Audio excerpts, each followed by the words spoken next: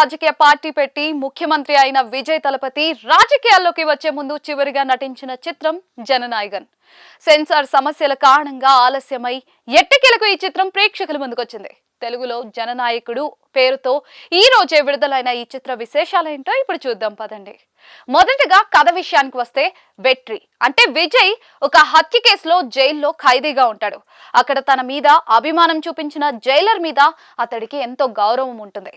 వెట్రి బయటకు వచ్చే సమయానికి ఆ జైలర్ అనుకోకుండా చనిపోవడంతో ఆయన కూతురు విజ్జి అంటే మమితా బైజు బాధ్యతను తాను తీసుకుంటాడు. ఒక మానసిక సమస్యతో బాధపడుతున్న విజ్జిని తన తండ్రి కోరిక మేరకు ఎలాగైనా సైనికురాల్ని చేయాలని వెట్రి లక్ష్యంగా పెట్టుకుంటాడు. కానీ విజ్జికి అది ఇష్టం లేకపోయినా వెట్రి కోసం కష్టపడుతూ ఉంటుంది. ఇంతలో విజ్జి ఒక పెద్ద ప్రమాదంలో చిక్కుకుంటుంది. జాన్ హిమ్లర్ అనే ఇంటర్నేషనల్ డాన్ వల్ల ఆమెకు ప్రాణాపాయం ఉందని తెలిసాక వెట్రి అతన్ని ఎదుర్కోవడానికి రంగంలోకి దిగుతాడు. ఇంతకీ ఈ జాన్ హిమ్లర్ ఎవరు? తన వల్ల విజ్జీకి ఎందుకు ప్రాణాపాయం తలెత్తింది? పూర్వాశ్రమంలో వెట్రి ఎవరు? జాన్ తో తన పోరాటం ఎంతవరకు వెళ్ళింది అన్నదే మిగతా కథ. కథనం విశ్లేషణ విషయానికి వస్తే, రీమేక్ సినిమాలు అనగానే జనాల్లో ఒక నిరాసక్తత వచ్చేసిన రోజులివి. ఏదైనా విదేశీ భాష నుంచి ఓ సినిమాను ఫ్రీమేక్ చేసిన చిన్న ప్రోమో చూసి నిమిషాల్లో దాని బండారం బయట పెట్టేస్తూ ఉన్నారు. సోషల్ మీడియా పుణ్యమా అని రీమేక్ అయినా ఫ్రీమేక్ అయినా ఆ సినిమా విశేషాలన్నీ బయటకు వచ్చేస్తూ ఉన్నాయి. అలాంటప్పుడు సినిమా చూడాలన్న ఆసక్తి ఏముంటుంది? ఇలాంటి టైంలో రాజకీయాల్లోకి అడుగు పెట్టే ముందు తమిళ టాప్ స్టార్ విజయ్ తన చివరి సినిమాగా చేసిన జననాయకుడు కోసం తెలుగు హిట్ మూవీ భగవంత్ కేసరి మీద ఆధారపడ్డారు.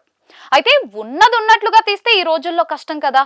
అందుకే మన హరీష్ శంకర్ స్టైల్లో రీమేక్ గా తీర్చిదిద్దారు ఈ చిత్రాన్ని. విలన్ ట్రాక్ మొత్తాన్ని మార్చేయడమే కాక దళపతి విజయ్ రాజకీయాలకు ఉపయోగపడేలా పొలిటికల్ కలర్ కూడా జోడించారు. కానీ ఆ వ్యవహారం అంతా కేసరి కథలో పూర్తిగా ఇమడలేదు. భగవంత్ కేసరి కథను కొత్త కోణంలో చూపించే ప్రయత్నం చేశారు. యష్ రాజ్ ఫిల్మ్స్ వల్ల స్పై సినిమాలను గమనిస్తే విలన్ పాత్రలన్నీ కూడా దాదాపుగా ఒకే రకంగా ఉంటాయి. నిజాయితీగా పనిచేసినా సరే వ్యవస్థ వల్ల దెబ్బతిన్న ఒక అధికారి సంఘ వ్యతిరేక శక్తిగా మారే దేశాన్నే దెబ్బతీయడానికి ప్రయత్నిస్తూ ఉంటాడు. ఇందులో భాగంగా శత్రు దేశంతో చేతులు కలుపుతూ ఉంటాడు. భగవంత్ కేసరి నుంచి భిన్నంగా నిలబెట్టడానికి అలాంటి పాత్రనే క్రియేట్ చేశాడు హెచ్ వినోద్ జననాయకుల్లో. యానిమల్ తో ఎక్కడ లేని పాపులారిటీ సంపాదించిన బాబీ డియోల్ ను ఈ పాత్ర కోసం ఎంచుకున్నారు. ఒక అటవీ ప్రాంతంలో పనిచేసే పోలీస్ అధికారి ఒక ఇంటర్నేషనల్ మాఫియా డాన్ గా మారే బ్యాక్ డ్రాప్ ను చూపించారు. విలన్ ట్రాక్ ను భారీ స్థాయిలో తీర్చిదిద్దే ప్రయత్నం చేశారు. భగవంత్ కేసరి కథలో ఈ ట్రాక్ ను జోడించడం ద్వారా కొత్త ట్రీట్మెంట్ ఇవ్వాలని దర్శకుడు ప్రయత్నించాడు. ఇదంతా ఒకెత్తైతే విజయ్ రాజకీయ ప్రయోజనం కోసం పెట్టిన సీన్లు డైలాగులు మరో ఎత్తు. దళపతితో ఉన్న ఎమోషనల్ కనెక్షన్ వల్ల తమిళ ప్రేక్షకులకు అవి గూస్ బంప్స్ ఇస్తాయేమో కానీ మన ప్రేక్షకులకు మాత్రం అవి కథలో భాగంగా మరింత సహజంగా వచ్చి ఉంటే బాగుండేదనిపిస్తుంది. భగవంత్ కేసరికి చేసిన మార్పులు చేర్పులతో కథ కొత్త రూపాన్ని సంతరించుకుంటుంది. కూతురు పెంచిన తండ్రి మధ్య ఎమోషనల్ బాండింగ్ కు ఇంకాస్త సమయం కేటాయించి ఉంటే బాగుండేది. విజయ్ పొలిటికల్ ఇమేజ్ బిల్డింగ్ మీద ఎక్కువ ఫోకస్ ఉండటంతో ఆ ఎమోషన్ కొంత తగ్గింది. కేవలం ఎలివేషన్ సీన్లు, యాక్షన్ ఎపిసోడ్లను మాత్రం మాస్ ప్రేక్షకులను మెప్పించేలా తీర్చిదిద్దారు. విజయ్ అభిమానులు కూడా వీటితో కనెక్ట్ అవుతారు. విజయ్ పొలిటికల్ ఐడియాలజీని జనాల్లోకి తీసుకెళ్లే ప్రయత్నం కూడా సినిమాలో కనిపిస్తూ ఉంది.